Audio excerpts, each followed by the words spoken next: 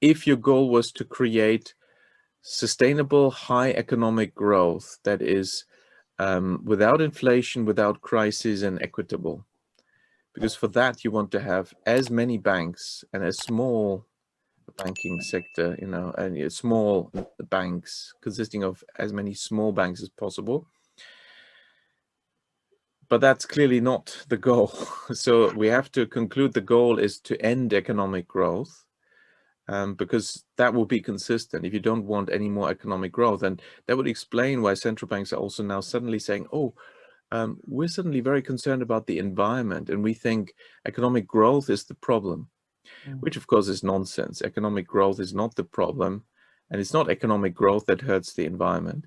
It is environmental destruction that hurts the environment. It is pollution that hurts the environment. And you can have as much pollution as you want with zero economic growth, So it's complete nonsense conflating the issues, but that's what's being sold to the public. See, so then SMEs and people and businesses alike will all rely on capital markets for our funding. And as you won't get any economic growth, but is that what will happen? Well, essentially, you won't get economic growth, and you'll see therefore a lot of companies going bankrupt, which fits into the 2020 COVID policies, which were also of a similar ilk.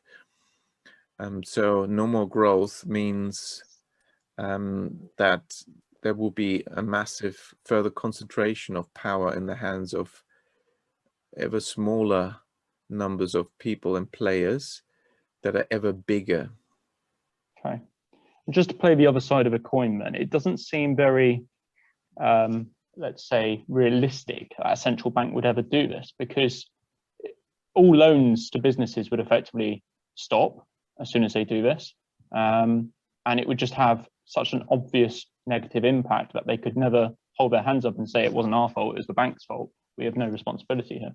Well, I doubt that. I think it's possible to arrange a scenario where they can say, oh, this is just happening now, and so it's not our fault. I mean, already the ECB is arguing we have to introduce central bank digital currency because there's demand out there.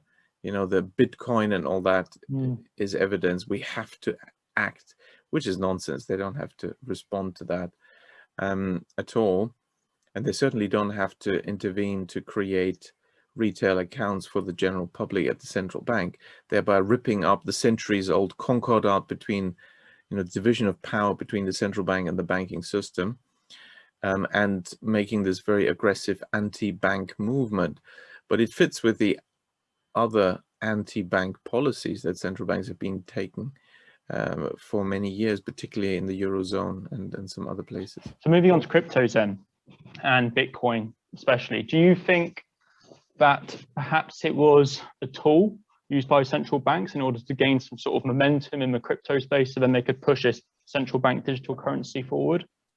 Well, it looks like that, doesn't it? And it wouldn't be surprising, because what did surprise me is how early on Bitcoin was promoted by establishment publications such as the Financial Times and Bloomberg, that created prominent space for them when fairly early on, when it was clearly not needed and was not really warranted by the economic footprint of Bitcoin at that time. I think, given what we've said and what we are witnessing in the world, this very forceful further concentration of power in the hands of